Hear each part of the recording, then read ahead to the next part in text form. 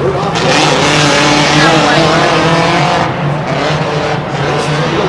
Jamie! Go! There he goes. Got him. He took too wide of a turn. Go, go, go, go.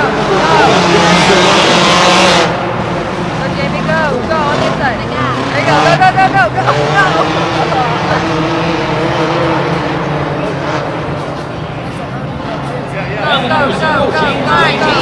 Go, Jamie.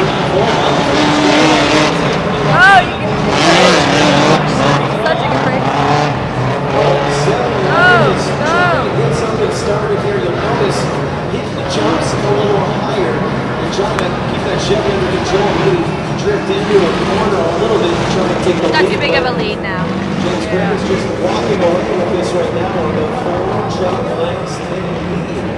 Your Pro Stadium side-by-side racing.